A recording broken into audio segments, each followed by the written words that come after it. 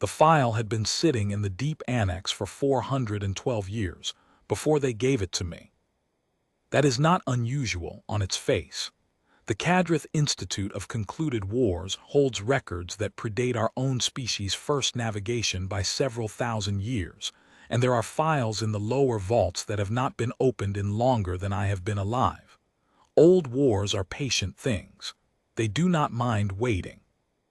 I had catalogued sleeping files before: the Arith Vassam pacification, the long silence of the dual reaches, the entire corridor extinctions, which runs to 11,000 separate testimonies, and which I spent 3 years cross-referencing against the cartographic record.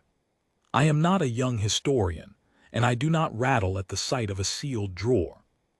But the Vethkarani file was different. I knew it was different the moment Director Sovathanara set the transfer casing on my desk and did not meet my eyes. She is not a woman who avoids eye contact. She has held the senior chair of the Institute for 41 years, and in that time has assigned files ranging from the simply tedious to the genuinely harrowing. The aftermath surveys from the Rim Clears, the testimony archive of the Prael refugee dispersal, the sealed proceedings of the Accord of Varathsal, which 13 historians before me had judged too sensitive to complete, and which I had finally brought to a closed conclusion in my 32nd year of service. Sovathanara had looked me in the eye for all of those. She had looked me in the eye when she told me about my predecessor on the Varathsal file, that he had left the Institute mid-commission, that no one had heard from him since, that she was confident I would do better. She had looked me in the eye for that. She did not look at me when she gave me the Vethkarani file. She said, "The Commission of Unanswered Records has been noticing it again. It's been 412 years, Vel. We are the Institute of Concluded Wars. We conclude things." I said, "How many historians have touched it before me?" She said 7. I said, "Did any of them finish it?" She did not answer. She left the casing on my desk and walked back toward the administrative corridor, and I sat for a moment in the particular silence that follows a director's exit, that specific institutional quiet that means the conversation is over and the assignment has been made, and the person who made it has chosen, with careful deliberateness, not to say anything else. 7, I thought. 7 historians, and a gap of 412 years, and the Commission of Unanswered Records noticing it again. I knew some of those 7 historians by name. The Institute keeps internal records of file assignments, and Sovathanara had attached a brief provenance note to the casing, not because it was required, but because she is thorough, and because she clearly wanted me to know what I was walking into. The note listed the 7 names and their dates of assignment, and the date each assignment was closed, which in every case was closed not by a completion, but by a withdrawal. The historian marking the file deferred and returning it to the deep annex, and in 5 of the 7 cases, requesting reassignment to a different section of the archive shortly afterward.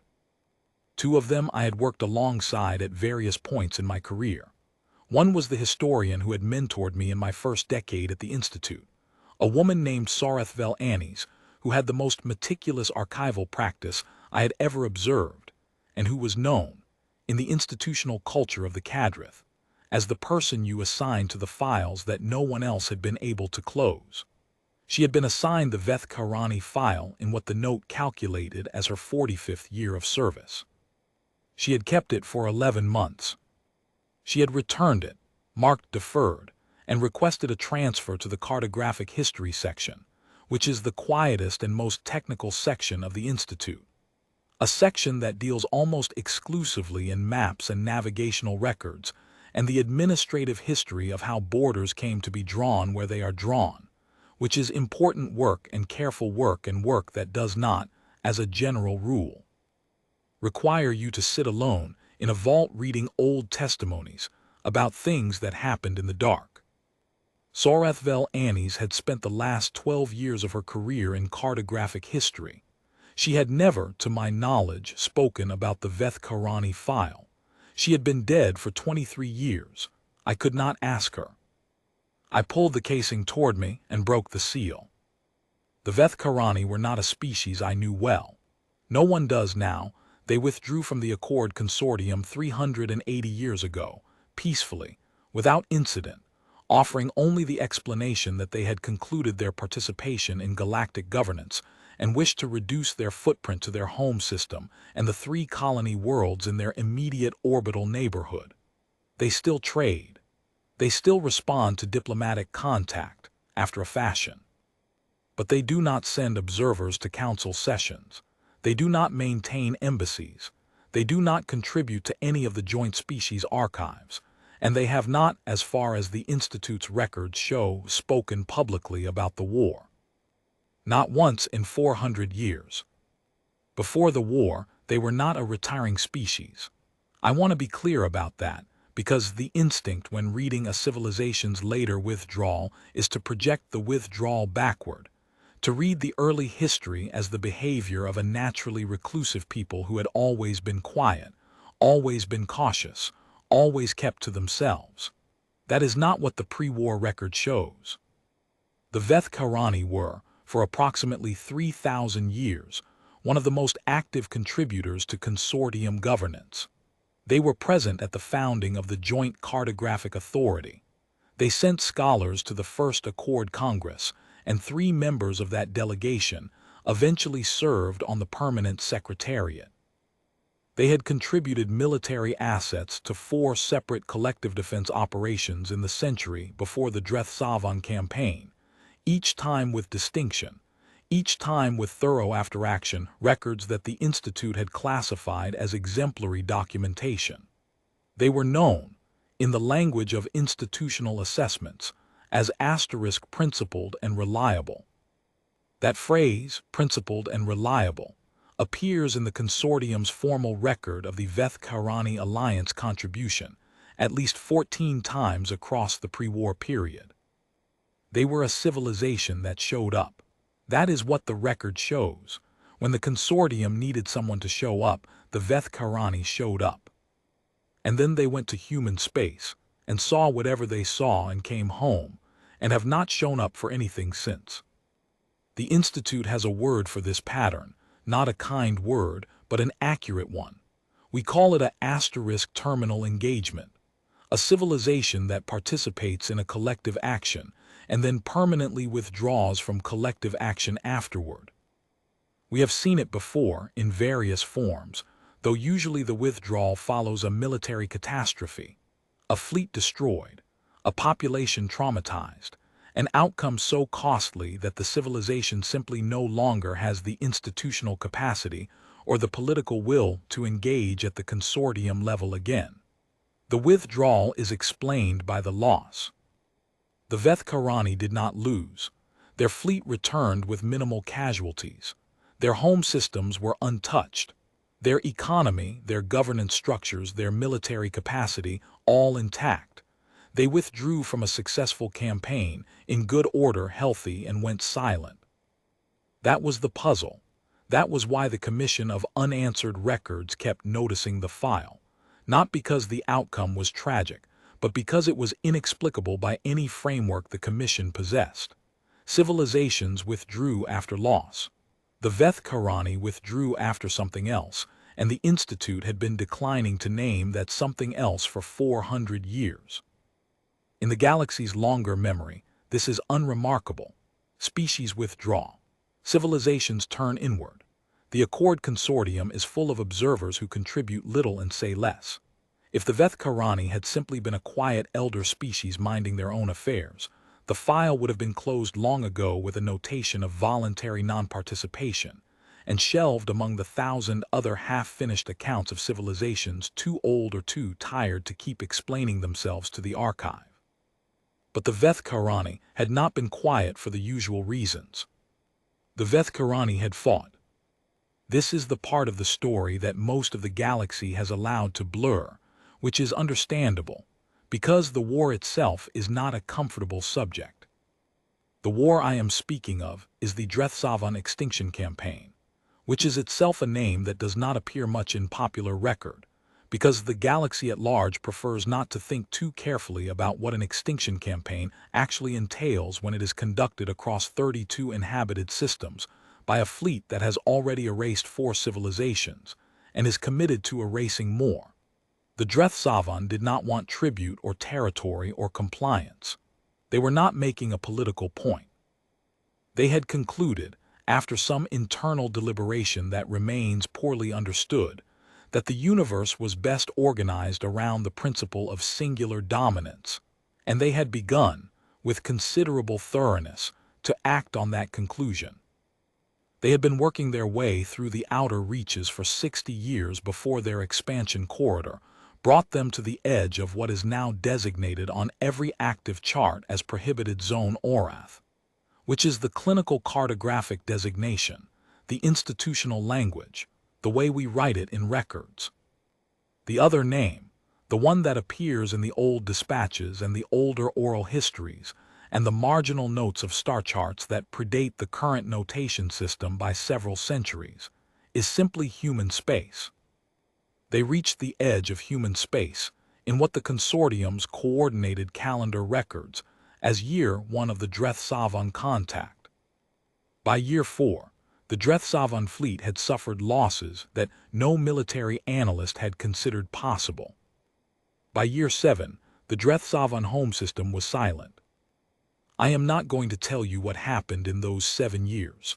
I am an archivist, not a military historian, and more to the point, I do not know. The human records from that period are not in our archive. They are not in any archive accessible to the consortium. What happened inside human space during those 7 years has never been filed, never been transmitted, never been made available for external review, and the humans themselves have not commented on it in any formal capacity that I have been able to locate in 400 years of index searches. If there is a record, it is theirs. They keep their own counsel on this subject, which is their right, and the galaxy, by general and unspoken agreement, does not ask. What I do know, what the Institute's records contain, is the Vethkarani account. Or rather, what remains of the Vethkarani account.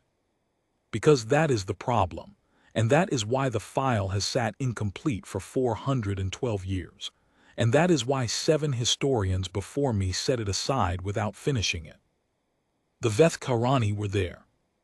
They were the only external species that fought in that war, the only civilization outside of humanity that sent ships into human space during the Dreth Savan campaign at humanity's invitation to assist in the defense. They were there for 4.5 years. They saw things. They recorded things. And then, in the middle of year 6 of the contact calendar, 14 months before the Dreth Savan home system went silent, they turned their fleet around, plotted a course out of human space, and never went back. The file contains their records. All of them, or at least all of them that were transmitted before they left, the dispatch logs, the tactical assessments, the medical reports, the navigational charts, the commanders running notes, the observations of their embedded civilian observers, the testimony of the fleet physicians. It is all here. The Vethkarani kept meticulous records in the early years. They were methodical, careful, and precise, which is consistent with everything else I know of their institutional culture. The early files are exactly what you would expect from a competent Allied fleet contributing to a joint defense operation. Orderly, detailed, useful. That is how they begin. That is not how they end. I read the file chronologically, which is not always the best approach to a complex historical archive, but which felt, in this case, like the only honest way to do it. Parachuting into the later documents without the early ones would have been like reading the final page of a testimony without knowing who the witness was, what they had seen before they reached the moment of their testimony, what kind of person they were before the thing that broke them. I wanted to understand the Vethkarani before I understood what happened to them. The early dispatches come from a commander named Vethsareth Ale, which I record here knowing it will mean nothing to most who eventually read this account, because the Vethkarani do not participate in the consortium's name preservation protocols and Ale has been dead for 3 centuries. But I want to put his name here anyway. He deserves a name in the record. He was 63 years old when the campaign began, elderly by some species standards, experienced by all of them. His pre-war record shows 38 years of fleet service, the last 12 as a senior commander in the Veth Karani Reach Defense Force. He had seen combat before.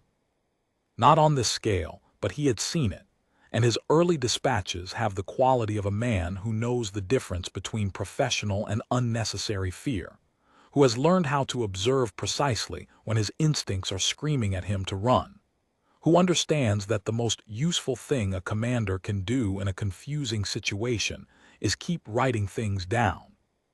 His first dispatch from human space is dated to the 44th day of the Allied fleet's entry into the sector, and it reads, "I am translating from the Veth Karani formal military register, approximately as follows. Initial observations of Allied command structure. Humans organized efficiently, command hierarchy clear and responsive, resource allocation has been impressive. Fleet composition notably heavier than consortium surveys suggested. The human military appears to have been significantly underrepresented in our per-contact intelligence. Recommend updating strategic models. Cultural acclimatization proceeding. The humans are direct in their communication, which I find preferable to ceremony. Early engagements with Drethsavan forward elements have gone well. The Allied position is strong. I am cautiously optimistic." Cautiously optimistic. That is the register of the early dispatches, professional, measured, a little wary, broadly confident. The Veth Karani fleet is doing what Allied fleets do, coordinating, calibrating, finding its footing in a new command culture, making steady progress against an enemy that, while formidable, is not insurmountable. The first 18 months of dispatches read like a competent and slightly unremarkable war log. Ale writes about logistics, about the behavior of the Drethsavan when pressed on 2 flanks simultaneously, about the cold of the outer systems, and the difficulty of maintaining certain hull materials in conditions that varied more than their specifications anticipated. He writes about his crew with the quiet affection of a long-serving commander, a junior navigator who is developing well, an engineer whose work he considers exemplary, a physician named Veth Marath Sale whose medical reports he describes as the most thorough I have read in 30 years of service. He writes about the humans with increasing respect. This is worth noting, because it shifts over time. In the early dispatches, the humans are allies, useful, impressive in some respects, occasionally startling in others, but fundamentally comprehensible as a military culture operating in a mode Ale recognizes. He uses words like asterisk, effective asterisk, and adaptable, and surprisingly direct asterisk. These are the words of a senior officer describing colleagues he has come to appreciate. In the dispatches from the second year, the vocabulary begins to change. The change is gradual enough that you might miss it if you were reading quickly. I almost missed it, and I have spent 32 years learning to read institutional language the way a physician reads a patient's color, not for what it says explicitly, but for what it implies, what it hesitates to say, what it circles around without landing on. The dispatches from month 20 onward are still precise, still methodical. The tactical content is still clear and useful, but the language Ale uses to describe the humans begins to acquire a quality that I can only describe as careful. He is choosing his words more deliberately than he was before. He is being accurate in a way that people are only accurate when they are aware that accuracy has become complicated. And there is something else, harder to name, a progressive narrowing of subject matter. The early dispatches ranged widely, tactical observations, cultural notes, whether in the outer systems, personnel anecdotes. They read like the record of a curious mind engaging fully with a new environment. The later dispatches narrow. They narrow in ways that feel less like a commander getting more focused and more like a commander choosing, carefully, what not to write about. The negative space in a document, the things not said, is something the Institute trains its historians to read, and in the dispatches from month 20 onward, the negative space is significant. Month 22. The Human Fleet Command has adopted a strategic posture that our tactical analysts initially found difficult to model. After extended observation, I believe the difficulty is that our analysts were attempting to identify a risk threshold, a point at which human command would elect to reduce engagement pressure in order to preserve assets. We have not found this threshold. I want to be precise here. I do not mean that their threshold is high. I mean that our modeling suggests it does not operate in the way we anticipated. Month 25. The Drethsavan have begun targeting human civilian infrastructure in the inner systems. I understand this is standard Savan doctrine. It was effective against 3 of the 4 civilizations they erased before reaching this sector. The human response to civilian targeting was not what our strategic models predicted. I will write more when I understand it better. At the moment, I find myself, and I want to be precise, not distressed, but attentive. I am paying attention to things I did not expect to need to pay attention to. Month 27. Request from the fleet physician for access to joint personnel records has been approved. Sale is thorough. I have no reservation about her methodology. I note this only because the request was submitted through the Allied Command Medical Liaison, which means the humans are aware of the study. They approved it without hesitation. I find myself unsure how to interpret that. Month 28. The physician Veth Marath Sale has requested a private consultation with me. I have scheduled it for tomorrow. I note this only because Sale has not requested a private consultation in 14 months of service, which is itself a data point I do not yet know how to interpret. I read that dispatch twice. Then I went to Sale's medical reports for the same period. The medical reports from the first year and a half are exactly what they should be. Injury logs, illness records, psychological assessments, the ordinary maintenance of a fleet's human capital under sustained operational stress. Sale is good at her work. Her reports are clear, compassionate, and rigorously organized. Reading them, I had the same impression of her that Ale recorded: thorough, precise, the kind of person who misses very little. In month 23, her reports acquire a new section. She calls it, in her formal medical notation, *observed behavioral variance among Allied personnel, which is the kind of clinical language that a careful physician uses when she is documenting something she wants to be accurate about and does not yet have a proper name for. She is observing the human members of the joint command structure, and she is noting things. She notes them carefully.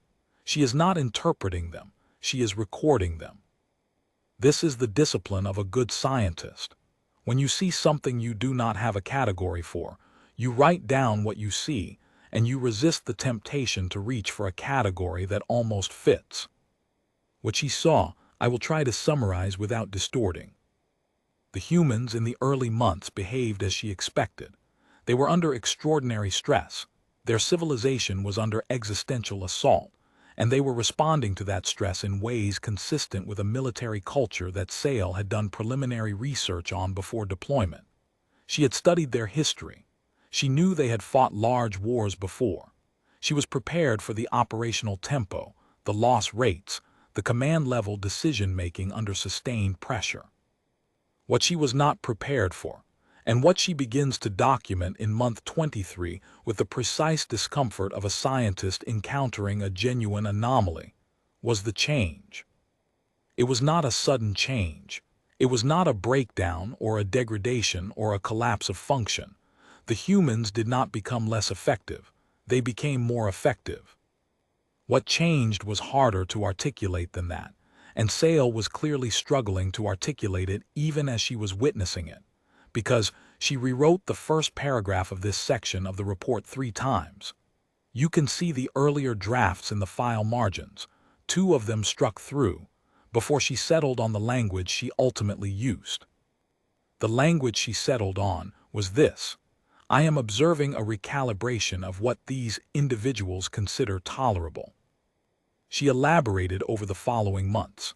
She was careful to note that she was not a xenobehavioral specialist and that her observations were those of a fleet physician monitoring Allied personnel under her care, not a researcher conducting a formal study. But she was observant, and what she observed, documented across 9 months of careful notation, was approximately this. The humans, under existential pressure of sufficient magnitude, did not simply endure. They adapted.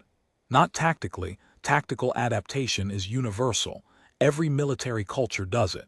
What Sale was documenting was something deeper than tactical adaptation. She was documenting a change in the emotional and cognitive register in which the humans operated. The floor of what they could function through, what they could absorb and continue, was lowering. Things that would have been breaking points earlier in the campaign were no longer breaking points.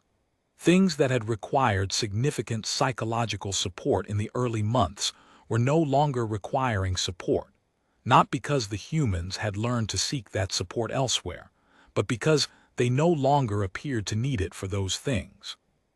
She documented a specific moment in month 26 that she returned to in subsequent reports. A human officer, she does not name him, referring to him throughout only by his medical file designation, had come to her bay for a routine post-operation evaluation. He had been involved in the previous day's engagement at the outer perimeter, which the tactical log describes in 2 dry lines as a secondary action with no significant Allied losses. The evaluation was routine. He was physically uninjured. By every clinical measure, he was well. She wrote, "He sat in the examination room with a composure that I initially interpreted as the normal composure of a professional soldier debriefing after a successful action. It took me some time to identify what was actually present. It was not composure in the sense of emotions brought under control. It was composure in the sense of there was nothing to bring under control. He was not managing anything. He was simply finished with the thing he had done, in the way that one is finished with a task, and was now sitting in my examination room ready to proceed with the next thing. When I asked him, as I ask all personnel, how he was sleeping, he said he was sleeping well. I believed him. That is the part I find myself returning to. I believed him, and I am not certain I should have found that reassuring. And the things they needed support for were changing too. That was the part that Sale kept returning to in her notes.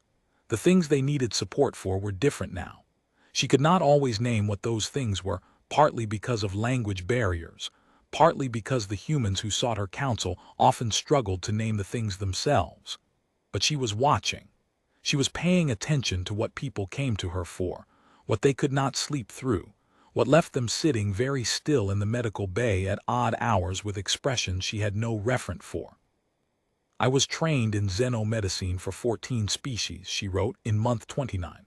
I have treated members of 11 of them in field conditions. I understand trauma. I understand grief. I understand the psychology of soldiers under prolonged existential stress in a way that is empirical, tested, and I believed fairly complete. I'm no longer certain my understanding is complete. I'm not documenting a malfunction. I want to be clear about that. What I am seeing is not dysfunction, but I am having difficulty, and I want to be precise about the nature of this difficulty. I am having difficulty locating what I am seeing within any framework I was given." She stopped there. In the margin, in a slightly different ink that suggests she added it later, there are 4 words. "I keep watching them." Ailes' dispatches from the same period have a quality I can only describe as deliberate narrowness. He is writing about logistics, about tactical coordination, about the specifics of fleet positioning and supply chain management, and the integration of Veth-Karani engineering assets into the joint maintenance structure. All of it is accurate, useful, professionally competent. None of it touches the thing Sale is documenting. I do not think this was dishonesty. I think Ale had decided at some point in the second year to keep his tactical reports as tactical as possible, to confine them to content he was certain about and could justify in an institutional language that the consortium's military archive would be able to receive and use. He was an experienced commander. He knew what a dispatch was for. He knew that a dispatch is not a private journal, that it is a record that others will read and act on, and that imprecision in a dispatch has costs. He was also, I think, genuinely uncertain about what to say. The first indication that the narrowness is intentional comes in month 31, in a personal addendum to his standard tactical report, a form that the Veth Karani military uses for non-tactical commanders' notes, designated as private rather than command archive material. I want to be clear that I am reading this with the authorization of the Cadrith Institute's historical access protocols, which permit a credentialed historian to review records that were originally designated private when those records are more than 200 years old and pertain to a conflict of consortium-wide historical significance. I am authorized to read this, but I want to note that Ale did not write it for me. He wrote, "I spoke with Sale this afternoon for the third time this month. She is not alarmed, exactly. Sale is not easily alarmed, which is part of why I value her. But she is, I want to find the right word, watchful. She is watching the human officers in a way I recognize because I have been watching them too, and I have been doing it for the same reason she has, because I cannot fully account for what I am seeing, and I am a person who prefers to account for what I am seeing before I allow myself to have a feeling about it. The war is going well. The Drethsavan are losing on every front. This should be a straightforward observation, and in one sense it is. The tactical situation is favorable, our losses are within acceptable parameters, the strategic trajectory is good. I am not distressed by the outcome. I am distressed by something else. I want to be precise about this. The Drethsavan targeted their inhabited systems. I knew this was coming. It is their doctrine. They used it against the Praeldeneth and it worked, and the consortium's military analysts predicted they would use it here. What I am finding difficult to account for is the human response, not the tactical response. That was efficient and appropriate, and I will log it in the tactical section in full detail. The tactical response I understand. What I do not understand is the other thing. I do not have a word for the other thing. I have been trying to find one in our language and in the 3 human languages I have studied. I have not found one. The closest I can get is, they have not become less human. They have become more completely human than I had understood human to mean. I am not certain this is reassuring." He stopped there. The addendum is only 1 page. He did not return to the subject in the subsequent addenda. But I noticed, reading the tactical dispatches from month 32 onward, that the deliberate narrowness of the tactical language had intensified. He was writing with the precision of a man who had decided, firmly and finally, that the tactical dispatch was for tactical content and nothing else, and that everything else he was keeping somewhere the archive would not reach. I looked for a private journal. I did not find one. If he kept one, he did not transmit it. In month 37, Veth Marath Sale stopped writing the behavioral variance section of her medical reports. This would not necessarily be significant in isolation. A physician might conclude that she had documented an observation thoroughly enough, and that continuing to document it in a formal medical report was not the appropriate vehicle for what she was seeing. Physicians make those judgment calls. But she wrote a separate note, filed in the private addendum archive alongside Ale's personal records, which I am also authorized to read. It is the longest single document in the private section of the file. It is 27 pages in the original Veth Karani script. I will not reproduce it in full, because I am not certain it should be in the full record, and because I am not certain I have words adequate to what it describes. But I will say what she wrote about. She wrote about a specific event in month 36. The event itself is referenced, obliquely, in the tactical records. It is logged as a secondary engagement in the outer perimeter of System Orath 7, and the tactical notation describes it in 2 sentences and notes that the engagement was resolved in the consortium's favor with minimal Allied losses. That is what the tactical record says. What Sale was there to see? Her medical unit had been deployed to the outer perimeter for a routine evaluation, was different. She did not describe what the humans did in that engagement. I want to be specific about this. She was not describing tactics, and she was not describing atrocity, and she was not describing any act that she categorized as a war crime or a violation of any convention she was aware of. She was describing something harder than that to categorize. She was describing the way the humans moved through the engagement, the way they communicated during it, the expressions on their faces. And she was describing, specifically, the expression of a human officer she had treated twice before for minor injuries and whose medical file she knew well and whose personality she had assessed as balanced, competent, and warm. A person she had liked. She wrote, "He did not look like a person doing something terrible. He looked like a person doing something that had become, for him, completely ordinary. That is not the same as the absence of feeling. I want to be clear that I am not describing a person who had become empty or numb or disconnected from what they were doing. He was present. He was fully present. He was, and I am going to use a word I have been avoiding because I was not certain it was accurate, but I am now certain, he was comfortable. He was doing a thing that had become comfortable, and the thing itself." She stopped there in mid-sentence. The sentence does not finish. She left a blank space below it as if she intended to return and complete it. She never did. The 27 pages continue after that, but they shift register. She stops documenting and starts. I am not sure what to call what she starts doing. She starts asking questions. Not rhetorical questions, not the questions of a report, but genuine questions. The kind that a person asks when they are sitting in the dark with something they cannot fit into any container they own. She asks what it means for a civilization to have been under existential pressure as many times as humanity has. She asks what it means for that pressure to have been survived, every time, and what the survival of it does to the people who carry it forward, generation by generation. She asks whether there is a point at which survival is no longer a response to pressure but simply a property.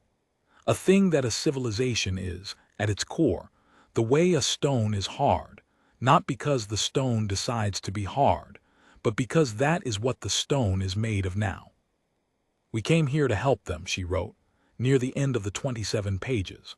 "We came because we were asked, and because the cause was just, and because the Drethsavan were a genuine threat that the consortium could not afford to leave unchallenged even in a sector far from our own borders. And the humans have been gracious. They have shared resources and command access and have treated our fleet with consistent respect. I want to say that clearly because I think it will be important for whoever reads this to understand that I am not documenting a grievance. I am not afraid of them in the way that fear usually operates. I do not believe they will harm us. I do not believe they would break the alliance. I do not believe they are deceptive or predatory or cruel in any of the ways that would warrant alarm. But I am afraid. I have been trying to identify the nature of the fear with the same precision I bring to everything else, because that is how I work, and I think I have it now. The fear is not, what will they do to us? The fear is, what does it mean that they are this? What does it mean that this is what a civilization looks like when it has survived everything it has survived and is still surviving? What is the galaxy sharing a map with? I don't know how to unknow this. That's the thing. Once you've been here long enough to see it, I don't know how you go back to thinking about them the way you did before. I don't know how you go back to thinking about them as simply people. They are people. I am certain of that. But they are people the way a deep ocean is water, technically accurate and somehow not sufficient. I keep watching them. I cannot stop watching them. The document ends there. 3 months after that document was written, Commander Vethsareth Ale convened a private meeting with his senior staff. I know this because the meeting was logged in the command record. The Vethkarani kept meticulous command logs, even for meetings that were not formally minuted. The log entry for the meeting is 14 words. Senior staff meeting, 600 local. Agenda, strategic reassessment. Duration, 4 hours and 11 minutes. There is no transcript. There is no summary. There is no record of what was discussed for 4 hours and 11 minutes. I spent a full day on this gap, because it is the most significant gap in the file, and because I am, professionally, someone who does not accept gaps without making a serious effort to fill them.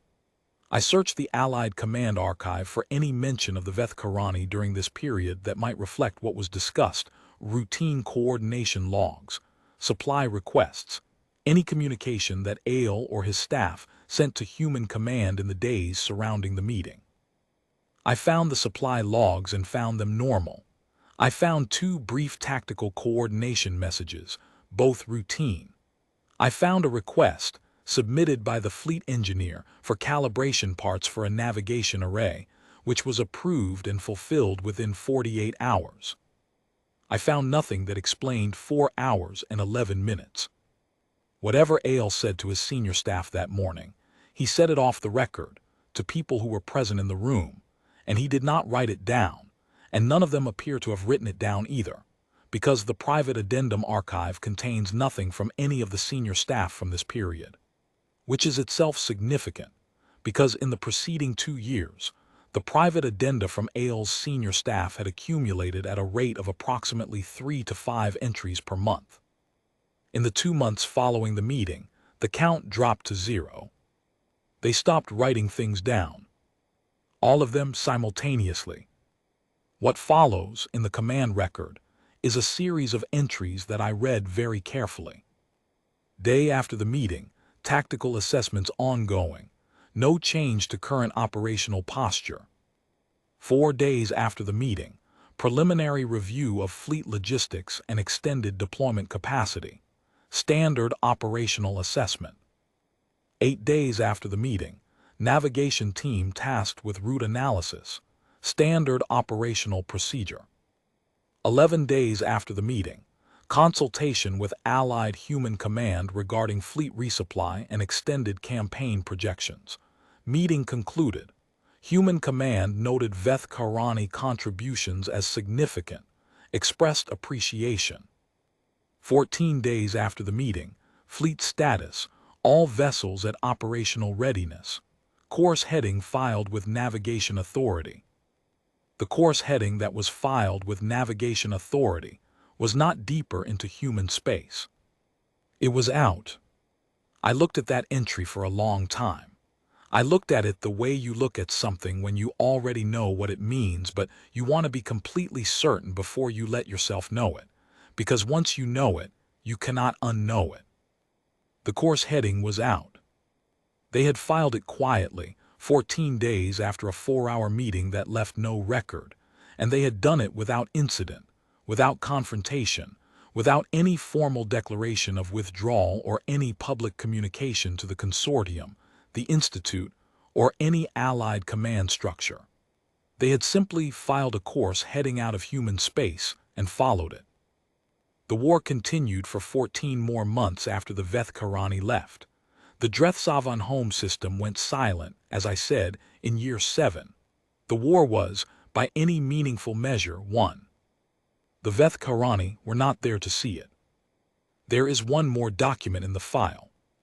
It is the final transmission from Ale's flagship, sent 14 hours after the fleet crossed the outer boundary of human space on their outbound course. It was transmitted to the consortium's general relay network and received by the Kadrith Institute's communications archive, where it was logged as incoming, filed, and apparently not read carefully by the duty archivist who received it, because the duty archivist's intake notation says only, Veth Karani outbound dispatch, filed per standard protocol. Standard protocol. I read the final transmission for the first time at 6 hours past the second rest period on my 4th day with the file. The archive annex was empty at that hour. I was alone with the translated text on the reading screen in front of me, and the soft mechanical hum of the vault's environmental systems, and the particular quality of quiet that accumulates in places where old records are kept. A quiet that is not the absence of sound, but the presence of accumulated time, of things that happened once and were written down, and are now waiting for the right moment to be understood. Ale wrote the final transmission himself.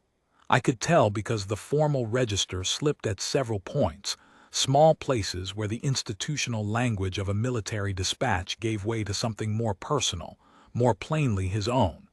He was 67 years old when he wrote it.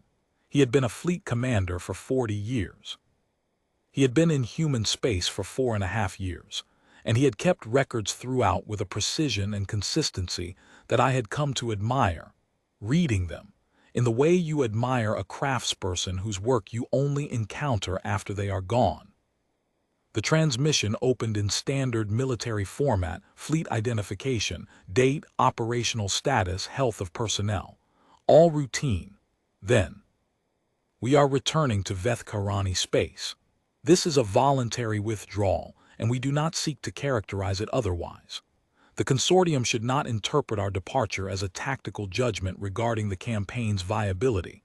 The campaign will succeed, and it would have succeeded without us, and will conclude without us, and the outcome is not in question. We are returning because we have concluded that our continued presence is no longer appropriate. He paused there. I could tell it was a pause because the next paragraph's formatting had a slight indent variation that suggests it was added after the first one was complete, rather than written continuously. I want to leave a record that is honest, because that is what this archive is for, and because I have served in this fleet for 40 years, and I am not going to end that service with a document that says less than the truth.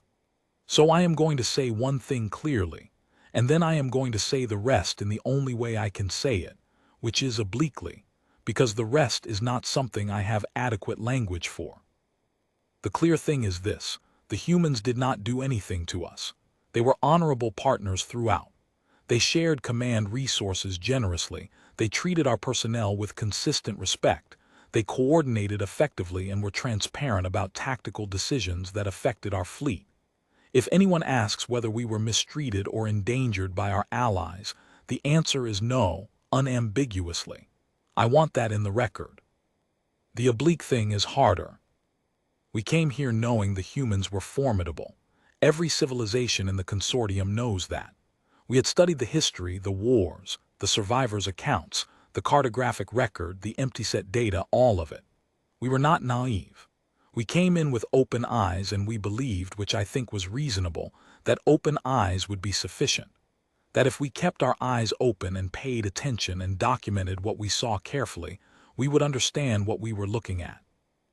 I no longer believe that open eyes are sufficient.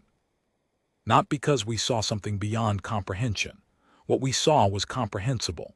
Every individual element of it was within the range of things I have seen in 40 years of fleet service. This is the part that Sale and I have talked about more than anything else, in the month since month 37. The way that each piece of what we witnessed was comprehensible, was categorizable, was the kind of thing that a military officer sees and logs and processes. The pieces were not the problem. The problem was looking at all the pieces together and understanding what they added up to. I am going to tell you what they add up to, because it should be in this record even if I do not have the right words for it. The Dreth Savan came here because they had erased 4 civilizations and they believed this would be the 5th. Based on available data, it was a reasonable belief. The humans had no allies until we arrived. Their resource base, while substantial, was not obviously sufficient to repel the scale of the Savan campaign. The Savan were experienced. The Savan had done this before. On paper, this was survivable. The humans have survived everything that has ever been brought against them. I do not mean this as a simple observation about the historical record. I mean it as I want to find the right word, as a structural fact, as a property. The way Sale wrote about in her notes, and I was reading over her shoulder when she wrote it. And when she looked up at me, I did not say anything, and she did not say anything. And we both sat in that silence for a while because there is not, in our language, a word for the thing we were both looking at. The Dreth Savan were not the first to try this. They will not be the last. And the galaxy keeps producing civilizations that try it because each one believes reasonably, based on the data available to them, that they will be different, that they have something the others did not, that the math this time will work out differently.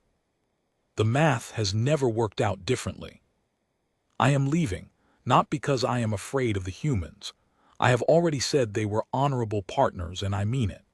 I am leaving because I have been here long enough to see what is at the center of this civilization, and I have come to understand something that I think the consortium's comfortable distance has allowed it to avoid understanding, and that thing is this: asterisk. The humans are not frightening because they are aggressive or cruel or militaristic. There are aggressive civilizations in the consortium. There are cruel ones and militaristic ones, and ones that have done terrible things and would do them again. Those things are comprehensible. Those things fit inside existing categories. I am not frightened of things I have categories for. The humans are frightening because they are earnest. They believe genuinely, without performance, without any of the irony that a long-lived spacefaring civilization typically acquires as a kind of protective distance from the worst of what existence contains. They believe that they should survive. Not that it would be preferable or convenient or strategically optimal. They believe that they should, that they are owed this. That the universe, whatever it is, owes them the continuation of their existence, and that any force which disputes this claim will find them, and I am choosing this word with care, disappointed.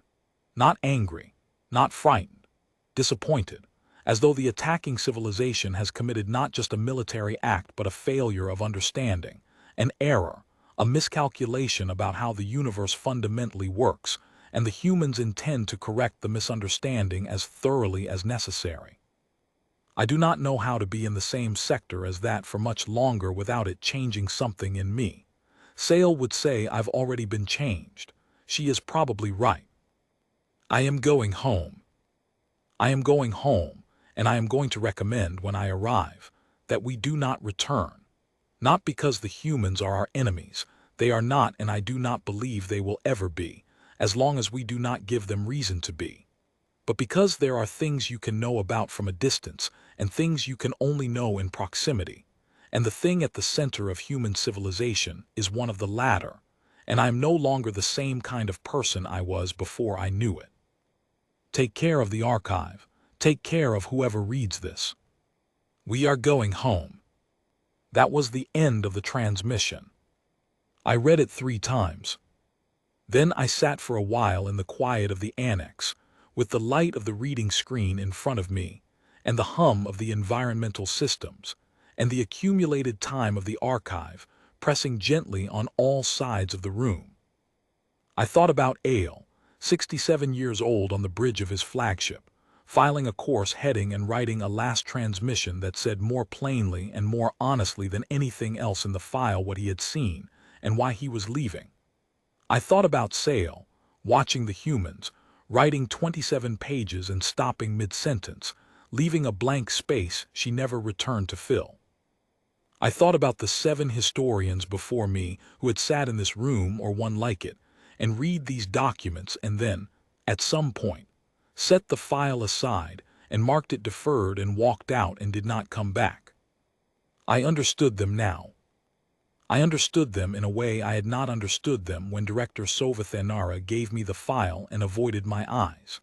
I had assumed, walking in, that the previous historians had been deterred by incomplete records, or by the political sensitivity of the Vethkarani's withdrawal, or by some archival obstruction I would have to navigate. I had not assumed that they had simply read to the end and stopped. I had read to the end. The file was complete. There was nothing missing, no gap in the record, no corrupted section requiring forensic reconstruction. Everything was here. The early dispatches, the medical reports, the private notes, the final transmission. It was all here, thoroughly documented, precisely filed, waiting to be concluded. All I had to do was write the closing entry. The Institute's standard closing entry is 1 page, a summary of the historical record, a classification of the conflict's significance, a notation of the primary sources consulted, a brief assessment of the archive's completeness. 1 page. I have written hundreds of them. It is not complicated work. I opened the closing entry template on my secondary screen. I looked at it for a long time. Then I looked back at the final transmission. The humans are frightening because they are earnest. I thought about what it meant to write a closing entry for a file that documented a civilization arriving at that understanding, and then quietly packing up and going home.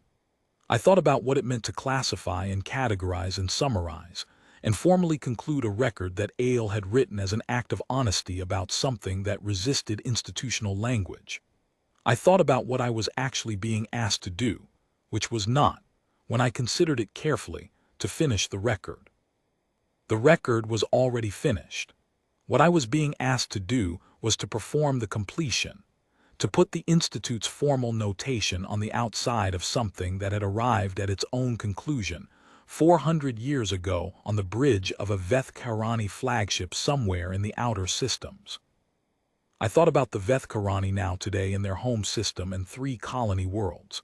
I had done some research on them before taking the file, not in depth, not the kind of sustained reading I give to a formal research subject, but enough to have a picture. They are still there. They are not a dying species, not a civilization in decline, not a people diminished in any material sense by their withdrawal. Their population is stable. Their technology has continued to develop. By every measurable indicator, they are fine. They are also, the consortium's limited contact records show, somewhat changed in character from the principled and reliable allies they were before the war. The word that the consortium's diplomatic envoys use most often in their reports from the infrequent contact visits is settled. The Veth-Karani seem, to outside observers, to have arrived at a settled relationship with the question of what the galaxy contains and what their place in it is. They are polite. They are not unfriendly.